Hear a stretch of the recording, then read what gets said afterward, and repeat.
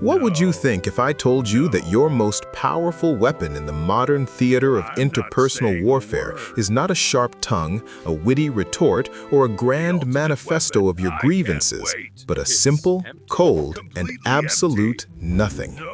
In an era where every heartbeat is digitized and every passing whim is broadcasted to the masses, the ultimate act of rebellion and the most devastating strike to the human ego is the sudden, unexplained withdrawal of presence.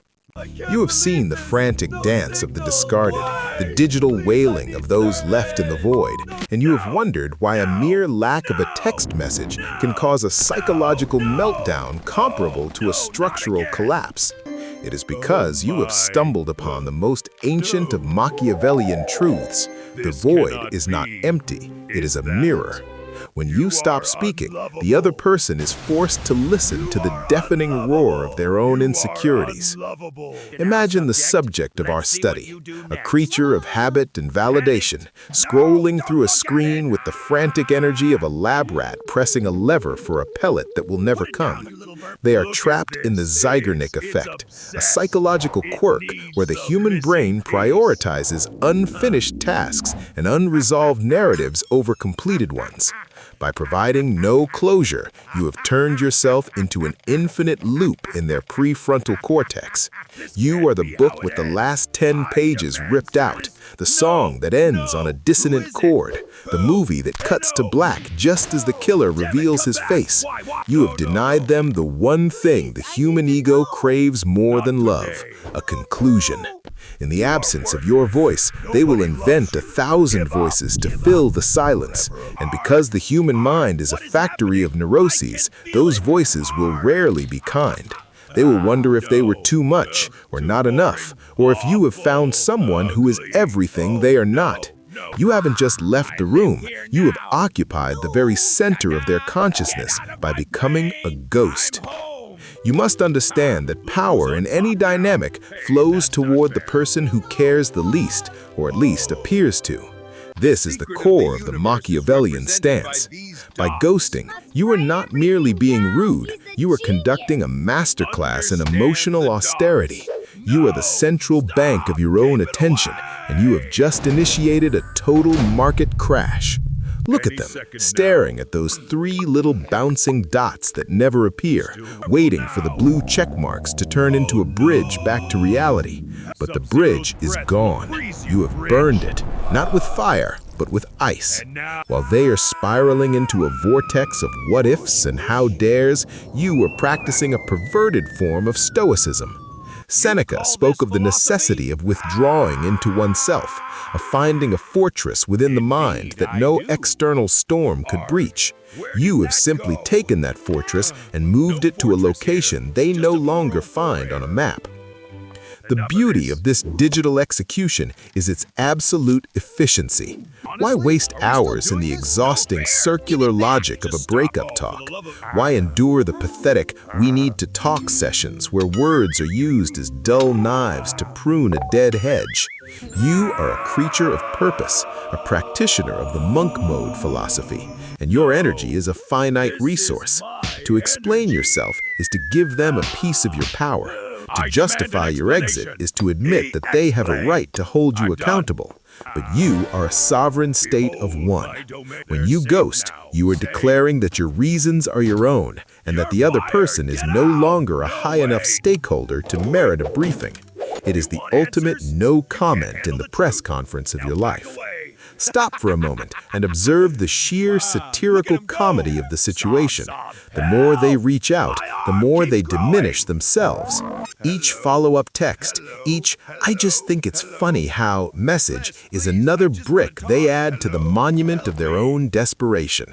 They think they are fighting for a relationship, but they are actually fighting for their own relevance.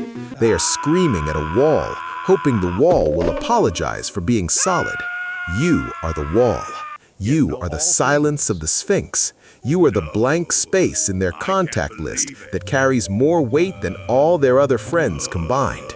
They are literally driving themselves crazy because you have refused to play the role of the therapist, the villain, or the friend. You have chosen the role of the ghost, and a ghost cannot be argued with, reasoned with, or touched. You have achieved the ultimate strategic advantage. You have become an enigma. The human ego is a fragile architecture built on the shifting sands of external approval, and you have just pulled the tectonic plates out from under it.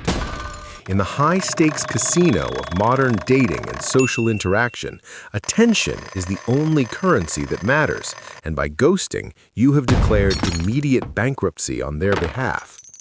Observe the psychological fallout. The subject begins to engage in what can only be described as a frantic forensic investigation of a dead relationship. They scroll back through months of messages, looking for the glitch in the matrix, the exact moment the vibe shifted, the misspelled word or the slightly too long delay that foretold this apocalypse. They are looking for a reason because the alternative, that you simply chose to stop existing in their world, is a thought too heavy for their self-esteem to carry. This is where the genius of the Machiavellian silence truly shines. By saying nothing, you allow their own mind to become their worst interrogator. You aren't the one calling them unlovable, boring, or replaceable. Their own subconscious is doing that for you, using your silence as the canvas. You have effectively outsourced the labor of your rejection. Why spend your own energy explaining that the spark has died when you can let them sit in a dark room and manufacture 1,000 reasons why they are unworthy of a reply? It is a ruthless efficiency of the soul. You are following the path of the high-order predator, the one that doesn't roar, but simply vanishes into the tall grass, leaving the prey to tremble at every rustle of the wind. You must realize that most people are addicted to the drama of the resolution. They want the big fight, the tears, the dramatic blocking and unblocking, because even negative attention is a form of validation. It proves they matter enough to be hated. But you, the ghost, offer them something far more terrifying: indifference. Marcus Aurelius famously noted that the best revenge is to be unlike him who performed the injury. In your case, the best revenge against a world that demands your constant presence and explanation is to become a ghost in the machine. You are practicing a digital form of apatheia, the stoic state of being undisturbed by the passions of others. While they are sending, "I just think it's funny how," texts that grow increasingly unhinged, you are eating a sandwich or watching the sunset, completely unbothered by the storm you've unleashed. There is a dark, satirical comedy in watching the digital footprints of the ghosted. They will post thirst traps on their stories, hoping to lure your avatar back into their view count, a desperate signal fire lit on a deserted island. They will post cryptic quotes about loyalty and knowing your worth, which is really just a polite way of screaming into the void because you dared to value your time more than their need for closure. They are performing for an audience of one, and that audience has already left the theater. You have effectively stripped them of their power to influence your emotional state. In the game of social dynamics, the person who can walk away without a word is the only one who is truly free. Everyone else is just a hostage to the next notification. Consider the trauma of the scene receipt. In the 2D vector animation of their life, that little icon is a pulsing red alarm. It is a social death sentence. To be seen and not acknowledged is the ultimate hierarchy settler. It tells the other person that their words reached your brain, were processed, and were deemed less important than the lint in your pocket. This is the monk mode of social severance. You aren't being mean, you are being precise. You are pruning the garden of your life with a chainsaw. And yes, it's loud, and yes, it's messy for the neighbors, but the sunlight that hits the ground afterward is worth the carnage. You have been told that ghosting is immature or cowardly, but look closer at who's giving that advice. It's usually the people who want to keep you trapped in a cycle of negotiation. They want to guilt you into staying at a table where the food has gone cold and the company is sour. Machiavelli knew that it is better to be feared than loved if one cannot be both, and in the digital age, being a ghost is the modern equivalent of being an untraceable shadow.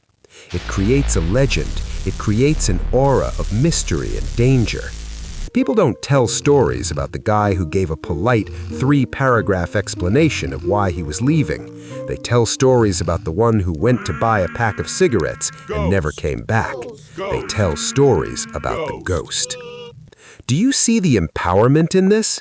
You are no longer a character in their play.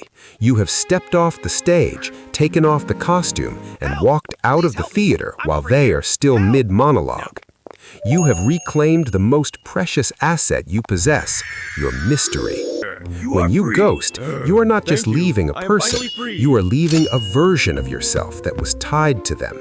You are shedding a skin, and while they are left holding that empty skin, wondering where the real you went, you are already miles away, unburdened and silent, crafting a new reality where their opinion is as relevant as the weather on a planet you no longer inhabit. The social contract of the modern era is a leash, a gilded chain of check-ins, status updates, and the performative politeness of the closure conversation. You've been conditioned to believe that you owe the world a map of your intentions, that your exit must be accompanied by a soundtrack of justifications and a PowerPoint presentation of your feelings. But the Machiavellian soul recognizes that this politeness is merely a tool for the weak to keep the strong within arm's reach. By ghosting, you are not just breaking a rule, you are shredding the entire contract. You are stepping out of the role of the good person, that predictable, manageable character that society can easily categorize and control, and you are stepping into the role of the architect. You are realizing that your silence is the only territory where you have absolute, undiluted sovereignty. Observe the comical desperation of a world that cannot handle a lack of data. In the 2D vector animation of our collective consciousness, the ghosted is depicted as a frantically vibrating character, eyes bulging, clutching a glowing smartphone as if it were a life support machine. They are suffering from a radical lack of external validation, a drug more addictive than any chemical compound. And you, by simply refusing to hit send, have cut off their supply. This is the ultimate psychological disruption. While the world screams at you to be transparent and vulnerable, you are finding a dark, satirical joy in being a total eclipse. You are the shadow that moves across the sun, leaving the spectators in a sudden, chilling dark. They will call you toxic, they will call you a narcissist, but what they really mean is that they have lost the ability to predict your next move. And to the insecure, the unpredictable is the same as the lethal. Think of Epictetus, who taught that the only thing truly under our control is our own volition, our own choice to give or withhold our assent. The ghosted party is a slave to your response. Their mood, their self-worth, and their evening plans are all tethered to a notification that will never arrive. You, however, have mastered the stoic art of withdrawing your energy from things that do not serve your growth. Why should you participate in the theatrical production of their drama? Why should you be an actor in a play you didn't write and no longer wish to perform? The ghost does not hate, the ghost simply is. There is a profound, almost religious tranquility in the moment you decide that a person no longer exists in your digital landscape. It is a form of social monk mode, where the noise of the many is silenced to make room for the voice of the one. You are witnessing the death of their ego and the rebirth of your own freedom. Every time you resist the urge to just say one last thing, you are strengthening a muscle of self-possession that most people will never even know they have. You are learning that the most powerful thing you can do with your life is to refuse to be a participant in a cycle of mediocrity. The ghosting works because it is a total rejection of the bargaining phase of grief. You have skipped the denial, the anger, and the depression, and moved straight to a cold, crystalline acceptance of your own autonomy. You are no longer looking for a reflection of yourself in their eyes. You are looking at the horizon, where the past is a sinking ship and you are the shore. There is a liberation in being the villain in someone else's poorly written story. Let them cast you as the heartless phantom, the cruel enigma, the one who just disappeared. In their version of the world, you are a monster. In your version, you are a ghost. And ghosts have the unique ability to pass through walls that keep others trapped. You are walking through the walls of expectation, through the barriers of guilt, and through the cages of what will people think. You have realized that the opinions of those you have left behind are like the chatter of birds in a forest you've already exited, distinguishable only as a faint, irrelevant background noise. This is the final stage of your awakening. You have detached your sense of self from the reactions of the collective. You have seen the strings that pull the puppets, the need for likes, the need for seen receipts, the need for a final word, and you have cut them all. You are standing in the center of a vast, quiet field, unburdened by the ghosts of your own making, because you have become the ultimate ghost yourself. You are no longer a target, you are a vacuum. And while the world continues to spin in a frantic, noisy cycle of communication, you have found the secret at the heart of the void. The most profound statement you can ever make is the one you never say. You are not hiding. You are simply no longer there to be found. In the silence of your absence, you have finally found the roar of your own power. You are the ghost, and the world is finally, beautifully, hauntingly quiet. The silence isn't your weakness. It's the sound of you taking your soul back.